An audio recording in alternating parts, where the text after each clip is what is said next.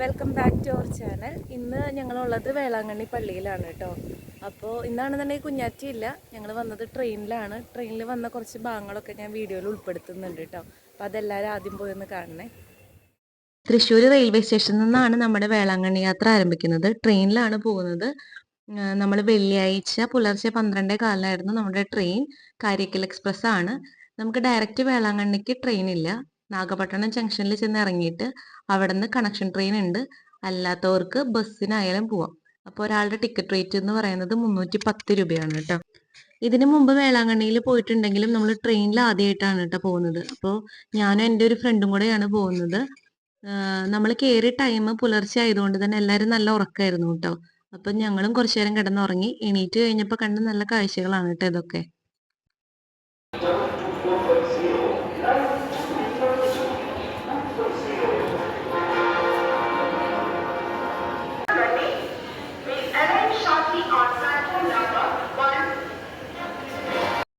അങ്ങനെ ഞങ്ങൾ നാഗപട്ടണം ജംഗ്ഷനിൽ വന്ന് ഇറങ്ങിയിട്ടുണ്ട് കേട്ടോ. ഇവിടുന്ന് വേളാങ്കണ്ണിയിലേക്ക് കണക്ഷൻ ട്രെയിൻ ഉണ്ട്. നമ്മുടെ ട്രെയിൻ പോയതിന് ശേഷം ഈ ഒരു ട്രെയിൻ വരും. ഒരാൾക്ക് 10 രൂപയാണ് കേട്ടോ ചാർജ് വരുന്നത്. 10 to 15 മിനിറ്റ് ആണ് നമ്മൾ വേളാങ്കണ്ണിയിലേക്ക് എത്താൻ എടുക്കുന്ന ഒരു ടൈം എന്ന് പറയുന്നത്. ഇവിടുന്ന് ബസ്സിന് പോകുന്ന ആൾക്കാർക്ക് ബസ്സിന് പോവാം, അല്ലാത്തവർക്ക് ഈ ഒരു കണക്ഷൻ ട്രെയിൻ യൂസ്ഫുൾ ആണ് കേട്ടോ. ട്രെയിൻ ലേറ്റ് ആയതുകൊണ്ട് തന്നെ ഞങ്ങൾ എത്തിയപ്പോഴോ 12 മണി ടൈം ആയിട്ടുണ്ടായിരുന്നു കേട്ടോ. ഒരുപാട് റൂമൊന്നും നോക്കി നടക്കാൻ ഞങ്ങൾക്ക് സമയം ഉണ്ടായിരുന്നില്ല. അതുകൊണ്ട് തന്നെ ഞങ്ങൾ ഓൺലൈനിൽ ചെക്ക് ചെയ്തിട്ടാണ് വന്നിട്ടുണ്ടായിരുന്നത്. ഡയറക്റ്റ് ഞങ്ങൾ ഹോട്ടലിലേക്ക് വന്നു, റൂം ബുക്ക് ചെയ്തു. വിത്തൗട്ട് GST 1750 രൂപയാണ് കേട്ടോ ഈ ഒരു റൂമിന്റെ ചാർജ് എന്ന് പറയുന്നത്. ഫാമിലി കുട്ടികളൊക്കെ ആയിട്ട് വരുന്ന ആളുകൾക്ക് നിൽക്കാൻ പറ്റുന്ന നല്ലൊരു റൂം തന്നെയായിരുന്നു കേട്ടോ. നീറ്റ് ആൻഡ് ക്ലീൻ ആണ്. AC ഉണ്ടായിരുന്നു, ഒരു കബോർഡ് ഉണ്ട്, 2 ചെയേഴ്സ്, ഫുഡ് കഴിക്കാൻ ഒരു ചെറിയ ടേബിള്, നീറ്റ് ആൻഡ് ക്ലീൻ ആയിട്ടുള്ള ഒരു ബാത്റൂം. പിന്നെ നമ്മുടെ റൂമിന്റെ പുറത്തേക്ക് ഇറങ്ങിക്കഴിഞ്ഞ് കഴിഞ്ഞാൽ നമുക്ക് ഒരു പള്ളി കാണാം കേട്ടോ. ഈ പള്ളിയിലാണ് ഇവിടെ മലയാളം കുർബാന നടക്കാറുള്ളത്. എല്ലാ ദിവസവും രാവിലെ 9 മണിക്കാണ് കുർബാന. അപ്പോൾ മലയാളീസ് വരുന്നുണ്ടെങ്കിൽ അവർക്ക് ഈസി ആയിട്ട് പള്ളിയിലേക്ക് പോകാൻ പറ്റുന്ന ഒരു ഹോട്ടലാണ് കേട്ടോ ഇത്. അപ്പോൾ ഞങ്ങൾ താമസിച്ച ഈ ഹോട്ടലിന്റെ പേര് ഹോട്ടൽ പിക്നിക് എന്നാണ് ഈ ഹോട്ടലിന്റെ പേര്. ഈ സമയം നല്ല വെയിലായിരുന്നു കേട്ടോ അവിടെ. അപ്പൊ അതുകൊണ്ട് തന്നെ ഞങ്ങളൊന്ന് റെസ്റ്റ് എടുത്തിട്ട് പള്ളിയിലേക്ക് ഇറങ്ങാമെന്ന് വിചാരിച്ചു. ഒരു ഈവനിങ് ടൈം ഒക്കെ ആകുമ്പോഴത്തേനും പള്ളിയിലേക്ക് പോകാമെന്ന് വിചാരിച്ചു കേട്ടോ. നമ്മൾ ഫുഡ് റൂമിലേക്ക് ഓർഡർ ചെയ്യാണ് ചെയ്തത്. ഞങ്ങളൊരു വെജ് ഫ്രൈഡ് റൈസ് ആണ് മേടിച്ചത് കേട്ടോ. അപ്പൊ അതിന് ഇവർ ചാർജ് ചെയ്തത് 75 റുപ്പീസ് ആണ്. ഇവരുടെ തന്നെ കേരള റെസ്റ്റോറൻ്റ് ആണിത്. ഇതാണ് ഞാൻ പറഞ്ഞ ഹോട്ടൽ പിക്നിക്. കേരള റെസ്റ്റോറൻറ്റ് അതിൻ്റെ തൊട്ടടുത്ത് തന്നെയുണ്ട് കേട്ടോ. ഇവിടുത്തെ കാലാവസ്ഥ വെയിലാണ്. അപ്പം അത് കാരണം ഞങ്ങളൊരു റൂമിലൊക്കെ റെസ്റ്റ് എടുത്തതിന് ശേഷം ഒരു 4:30 ആയപ്പോഴാണ് കേട്ടോ ഇറങ്ങിയത്. ഈവനിങ് ടൈമാണ്, എന്നാലും നല്ല വെയിലാണ് കേട്ടോ. ഞങ്ങൾ താമസിച്ച റൂമിൻ്റെ സൈഡിൽ തന്നെ നമുക്ക് പള്ളിയിലേക്കുള്ളൊരു എൻട്രൻസ് ഉണ്ട്. അവിടേക്ക് ഡയറക്റ്റ് കയറി ചെല്ലുമ്പോൾ കാണുന്നത് ഈ പള്ളിയാണ്. ഇവിടെയാണ് ഞാൻ പറഞ്ഞ മലയാളം കുർബാനയൊക്കെ നടക്കുന്നത്. എല്ലാ ദിവസവും രാവിലെ 9 മണിക്കാണ് ഇവിടെ കുർബാന ഉള്ളത്. അപ്പം ഞങ്ങൾ ഇതുവഴി മെയിൻ പള്ളിയിലേക്ക് പോകാമെന്ന് വിചാരിച്ചു. ദൈവത്തിന്റെ പ്രതിമ ഭയങ്കര ഹൈറ്റിലാണ് കേട്ടോ അവരവിടെ വെച്ചിരിക്കുന്നത്. നല്ല ഭംഗിയാണ് ഇത് കാണാനായിട്ട്. അതുപോലെ തന്നെ ഈ പള്ളി എല്ലാം നല്ല വെള്ള കളറിലാണ് പെയിന്റ് അടിച്ചിരിക്കുന്നത്. ഒരു പ്രത്യേക ഭംഗിയിൽ ഇത് പ്രൊജക്ട് ചെയ്ത് നിൽക്കുന്ന പോലെയാണ് ഫീൽ ചെയ്യുന്നത്. അങ്ങനെ നമ്മൾ മെയിൻ പള്ളി ലക്ഷ്യം വെച്ചിട്ട് നടക്കുകയാണ് കേട്ടോ. ഇതിലൂടെ പോകുമ്പോൾ നമ്മളെല്ലാവരും ദൈവം അനുഗ്രഹിച്ച് നിൽക്കുന്ന ഒരു രൂപം നമുക്കിവിടെ കാണാനായിട്ട് പറ്റൂ കേട്ടോ. ഒരു പ്രത്യേക ഫീലാണ് ഇവിടെ നിൽക്കുമ്പോൾ. നല്ല ഹൈറ്റിലാണ് ഇത് പണിതിരിക്കുന്നത്. കുറച്ചു നേരമെങ്കിലും നമ്മളിവിടെ നിൽക്കാതെ പോവില്ല. ഈ ദൈവത്തിനൊന്ന് നോക്കി പ്രാർത്ഥിക്കാണ്ട് നമുക്ക് പോകാൻ തോന്നില്ല. അത്രയും ഒരു പ്രത്യേകതയാണ് ഇവിടെ നിൽക്കുമ്പോൾ.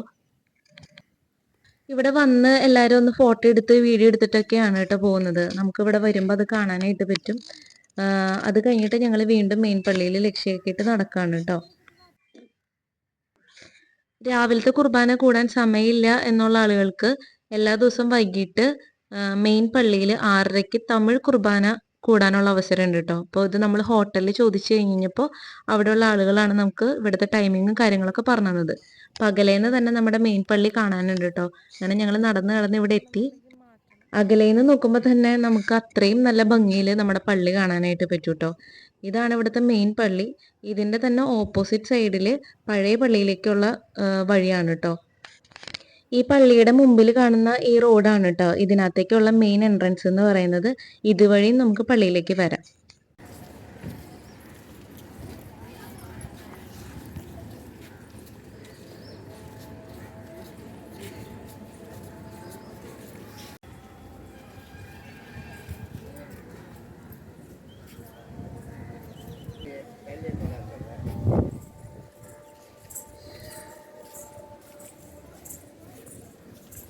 തിരക്കോ കാര്യങ്ങളൊക്കെ കുറവുള്ള ഒരു സമയത്താണ് കേട്ടോ ഞങ്ങൾ വന്നത്. അതുകൊണ്ട് തന്നെ ഞാൻ കുറച്ച് പറ്റാവുന്ന രീതിയിൽ ഇതിൻ്റെ ഉള്ളിലത്തെ വീഡിയോസ് ഒക്കെ എടുക്കാനായിട്ട് ശ്രമിച്ചിട്ടുണ്ട്. പിന്നെ പള്ളിയാണ്, നമ്മൾ അതുകൊണ്ട് ഉള്ളിലേക്ക് കയറി അധികം നേരം വീഡിയോ ഒന്നും എടുത്തില്ല കേട്ടോ.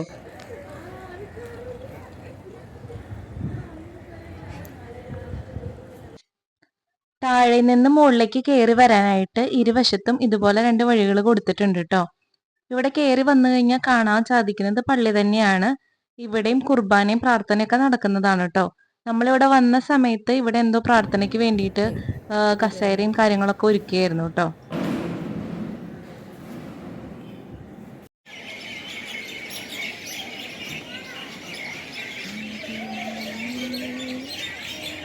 ഇത് വേളാങ്കണ്ണി പഴയ പള്ളിയാണ് കേട്ടോ. അപ്പം നമ്മൾ മുട്ടയിലറിയണ നേർച്ചയൊക്കെ ചെയ്തിട്ട് ഇവിടെ പ്രാർത്ഥിക്കാനായിട്ട് വന്നിരിക്കുക. പിന്നെ നമുക്ക് നേർച്ചയൊക്കെ ചെയ്യാനുണ്ട്, അപ്പോൾ അതൊക്കെ ചെയ്യാം. ഇവിടെ വരുന്ന ആളുകൾ മെയിനായിട്ട് ചെയ്യുന്ന ഒരു നേർച്ച എന്ന് പറയുന്നത് ഞാൻ കണ്ടിരിക്കുന്ന മുട്ടയിലഴയുന്ന നേർച്ചയാണ്. പിന്നെ ഈ മണലിൽ കൂടെ നടന്ന് ആൾക്കാർ അടിവെച്ച് വരാറുണ്ട്. അപ്പം നമ്മളും ഒരു വിശ്വാസത്തിന്റെ ഒരു ബേസിസിൽ നമ്മളും ചെയ്തിട്ടുണ്ടായിരുന്നു. അങ്ങനെ ഞങ്ങൾ വന്ന സമയം ഇപ്പം രാത്രിയായിട്ടുണ്ട്. ഇവിടെ ഒരു കുളം സ്ഥാപിച്ചിട്ടുണ്ട് കേട്ടോ, പരിശുദ്ധ അമ്മയുടെ കുളം അല്ലെങ്കിൽ മാതാക്കുളം എന്നൊക്കെ പറഞ്ഞിട്ട് നമുക്ക് ഇവിടെ വരുന്ന വഴിയിലൊക്കെ വെച്ച് ബോർഡുകളും കാര്യങ്ങളൊക്കെ കാണാൻ സാധിക്കാറുണ്ട് കേട്ടോ. പക്ഷെ ഈ കുളത്തില് ഞങ്ങൾക്കൊന്നും കാണാനില്ല.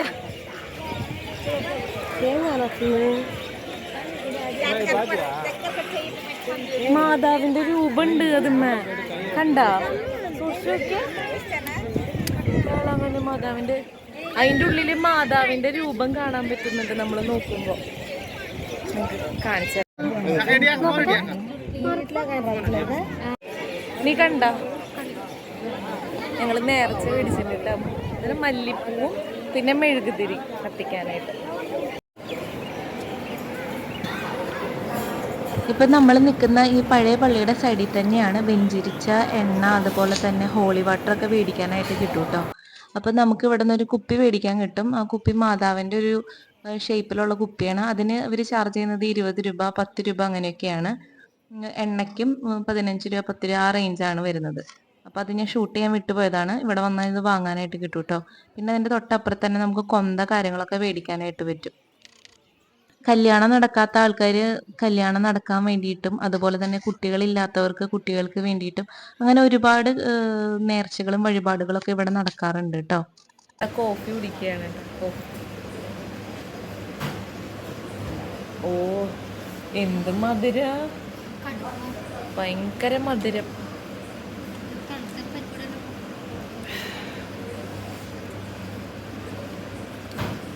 ഉഴുന്നുവട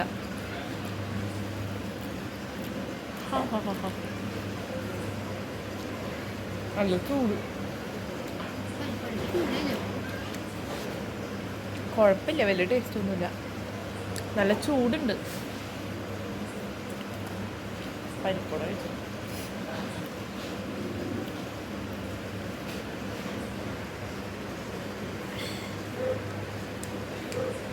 പരിപ്പുവടയ്ക്കും ടേസ്റ്റ് ഇല്ല,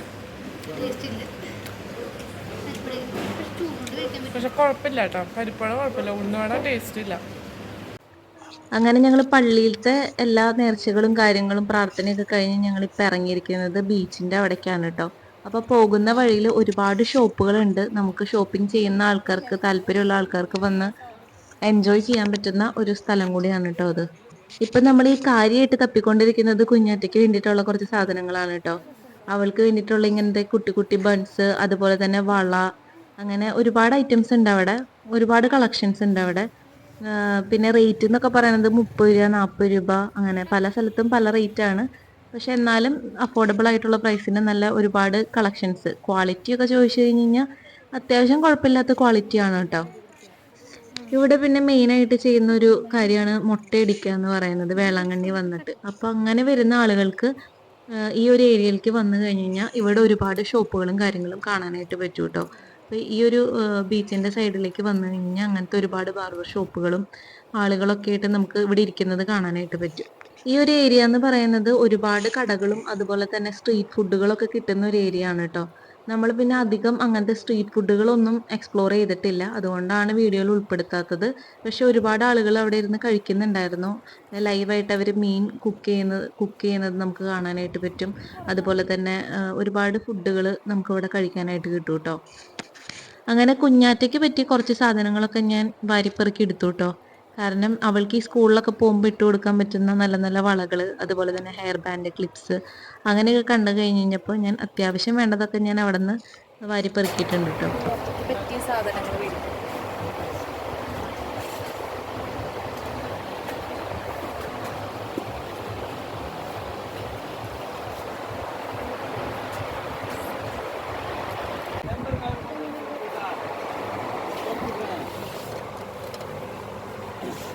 ഇതിന് എത്രയായിരുന്നു? നമ്മൾ താമസിച്ചായിരുന്ന റൂമിൽ നിന്ന് നോക്കുമ്പോൾ നമുക്ക് പള്ളി കാണാം കേട്ടോ. അപ്പോൾ എല്ലാ ദിവസവും രാവിലെ 9 മണിക്ക് മലയാളത്തിൽ കുർബാനയുണ്ട്. അപ്പോൾ നമ്മൾ കുർബാന കൂടാൻ പോവാണ് കേട്ടോ. അങ്ങനെ വേളാങ്കണ്ണിയിലത്തെ ഞങ്ങളുടെ സെക്കൻഡ് ഡേ ആണ് കേട്ടോ ഇത്. ശനിയാഴ്ചയാണ്. അപ്പോൾ രാവിലെ 9 മണിക്ക് തന്നെ നമ്മൾ പള്ളിയിലൊക്കെ പോയി. ഒത്തിരി മലയാളീസ് വന്നിട്ടുണ്ടായിരുന്നു കേട്ടോ. നല്ല തിരക്കുണ്ടായിരുന്നു പള്ളിയിൽ. അങ്ങനെ ഞങ്ങൾ പള്ളിയിൽ നിന്ന് ഇറങ്ങിയിട്ടോ. പള്ളിയിൽ നിന്ന് ഇറങ്ങിയിട്ട് ഇനി ഫുഡ് കഴിക്കാൻ വേണ്ടി പോവാണ് കേട്ടോ. പുറത്ത് എവിടെയെങ്കിലും പോയി ഞങ്ങൾ നോക്കണം ഫുഡ് കഴിക്കാൻ വേണ്ടിയിട്ട്. അത് കഴിഞ്ഞിട്ട് നമ്മുടെ ഹോട്ടലിലേക്ക് പോകണം. കുറച്ച് സാധനങ്ങളൊക്കെ ഒതുക്കി വെച്ചിട്ട് നമുക്ക് പിന്നെ പള്ളിയിലേക്കും ബീച്ചിലേക്കൊക്കെ ഇറങ്ങാം കേട്ടോ. ഇന്നലെ ഞങ്ങൾ ബീച്ചിലൊക്കെ പോയിരുന്നു. യാത്ര ചെയ്ത് കാരണം ഷൂട്ട് ചെയ്തതൊന്നും കറക്റ്റായിട്ട് കിട്ടിയില്ല. അപ്പോൾ ഞങ്ങൾ അവിടേക്ക് പോകുന്നുണ്ട്. പിന്നെ വൈകിട്ട് 5:30ക്കാണ് നമ്മുടെ ട്രെയിൻ തിരിച്ച്. ഞങ്ങൾ 2 മസാല ദോശ പിന്നെ 2 കോഫിയും പറഞ്ഞിട്ടുണ്ട്. കഴിച്ചിട്ട് വരാം. പിന്നെ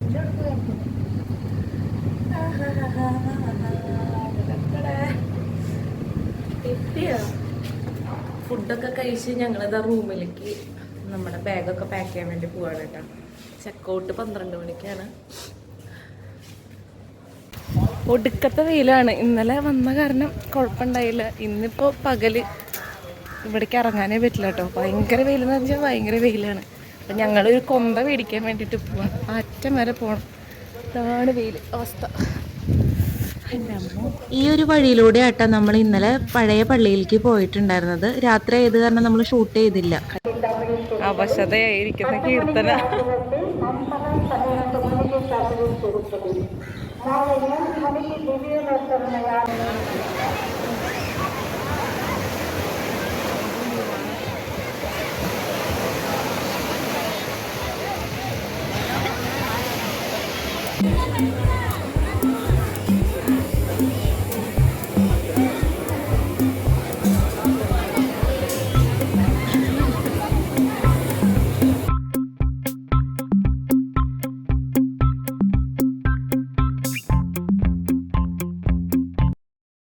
പോകുന്ന വഴിയിൽ നല്ല ഭംഗിയുള്ളൊരു പാവക്കുട്ടീനെ കണ്ടു കേട്ടോ. അപ്പൊ കുഞ്ഞാറ്റക്കാണെന്നുണ്ടെങ്കിൽ പാവക്കുട്ടി എന്ന് വെച്ച് കഴിഞ്ഞാൽ ഭയങ്കര ഇഷ്ടമാണ്.